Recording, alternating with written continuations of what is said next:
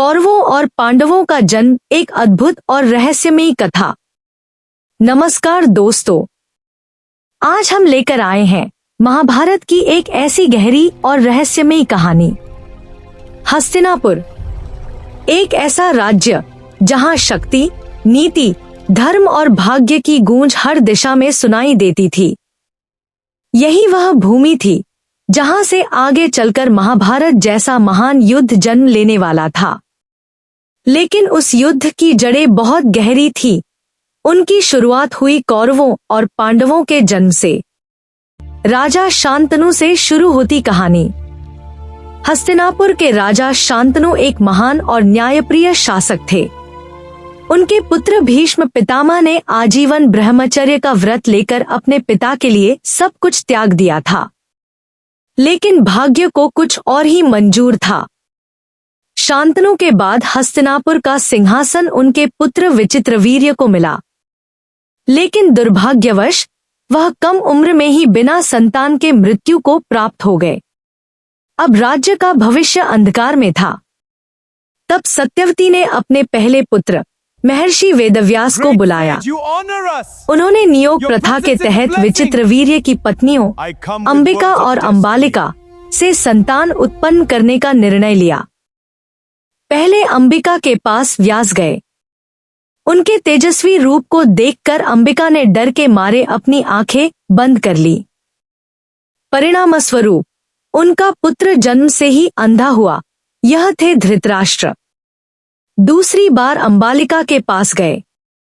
वह व्यास के तेज से भयभीत होकर पीली पड़ गई।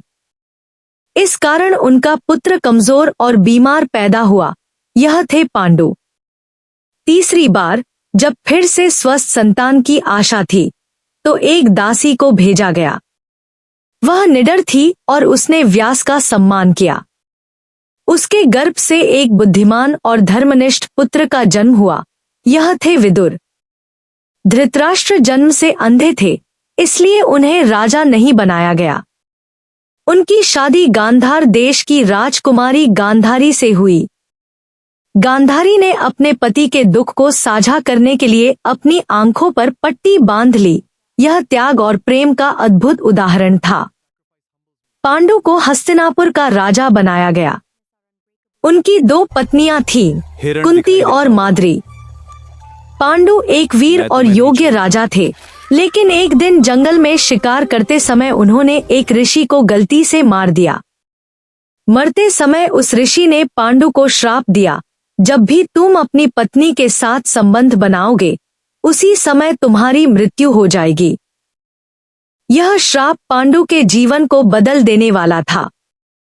कुंती के पास एक विशेष वरदान था, जो उन्हें बचपन में ऋषि दुर्वासा से मिला था। इस मंत्र से वह किसी भी देवता को बुलाकर उनसे संतान प्राप्त कर सकती थी। पांडु की आज्ञा से कुंती ने इस मंत्र का उपयोग किया। युधिष्ठिर, कुंती ने सबसे पहले धर्मराज यमराज को बुलाया। उनके आशीर्वाद से युधिष्ठिर का जन्म हुआ। वह सत्य और धर्म के प्रतीक थे।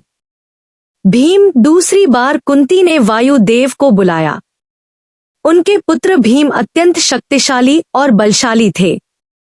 अर्जुन, तीसरी बार कुंती ने इंद्रदेव को बुलाया। अर्जुन महान धनुर्धर बने। इसके बाद कुंती ने अपना मंत्र माद्री को दिया। नकुल और सहदेव, माद्री ने अश्विनी कुमारों को बुलाया, जिससे जुड़वा पुत्र नकुल और सहदेव का जन्म हुआ। वे सुंदर, बुद्धिमान और वीर थे। इस प्रकार 5 पांडवों का जन्म हुआ। अब बात करते हैं कौरवों की। गांधारी ने भी गर्भ धारण किया, लेकिन उनका गर्भ बहुत लंबे समय तक नहीं खुला। जब उन्होंने सुना कि कुंती के पुत्र जन्म ले चुके हैं, तो वह दुखी और क्रोधित हो गईं। क्रोध में उन्होंने अपने पेट पर प्रहार किया, जिससे एक मांस का टुकड़ा बाहर आया। यह देखकर सभी चिंतित हो गए। तब व्यास जी ने उस मांस के टुकड़े को 100 भागों में बांट दिया और उन्हें घी से भरे मटकों में रख दिया। समय आने पर उन मटकों से 100 पुत्र और एक पुत्री का जन्म हुआ। सबसे पहले जन्म हुआ दुर्योधन का। उसके जन्म के समय आकाश में अशुभ संकेत दिखाई दिए, गिद्धों की आवाजें, भयानक हवाएं और जानवरों का रोना। विदुर और भीष्म ने इसे अपशकुन बताया और धृतराष्ट्र से कहा कि इस बच्चे को त्याग दें। लेकिन पिता का प्रेम भारी पड़ा और दुर्योधन को जीवित रखा गया। दुर्योधन के बाद उसके 99 भाई और एक बहन दुहेशला का जन्म हुआ। सभी को मिलाकर वे 100 कौरव कहलाए। पांडव और कौरव शुरुआत से ही विरोध।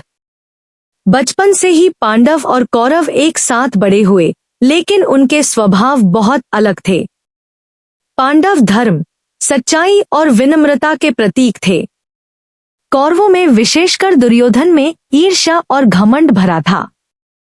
दुर्योधन को हमेशा यह डर रहता था कि पांडव उससे अधिक शक्तिशाली और योग्य हैं। यही ईर्ष्या आगे चलकर महाभारत युद्ध का कारण बनी।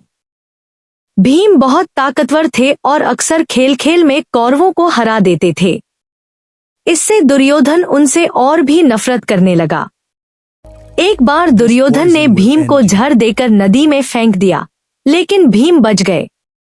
यह घटना उनके बीच की दुश्मनी को और गहरा कर गई। अर्जुन बचपन से ही अद्भुत धनुर्धर थे। गुरु द्रोणाचार्य भी उन्हें सबसे प्रिय शिष्य मानते थे। यह बात भी दुर्योधन को खटकती थी। विदुर, जो एक दासी पुत्र थे, लेकिन अत्यंत बुद्धिमान और धर्मनिष्ठ थे, उन्होंने हमेशा पांडवों का साथ दिया और सही मार्ग दिखाया। कौरवों और पांडवों का जन्म केवल एक पारिवारिक घटना नहीं थी, यह भाग्य की एक बड़ी योजना थी। एक तरफ थे पांडव, धर्म, सत्य और न्याय के प्रतीक। दूसरी तरफ थे कौरव, अहंकार, ईर्ष्या और अधर्म के प्रतीक। उनके जन्म के साथ ही यह तय हो गया था कि एक दिन इन दोनों के बीच महान युद्ध होगा, जो इतिहास में महाभारत के नाम से जाना जाएगा। यह कहानी हमें सिखाती है कि जन्म से ज्यादा महत्वपूर्ण है हमारे कर्म और स्वभाव। पांडवों ने कठिनाइयों के बावजूद धर्म का साथ नहीं छोड़ा, जबकि कौरवों ने सत्ता के लिए अधर्म का रास्ता चुना।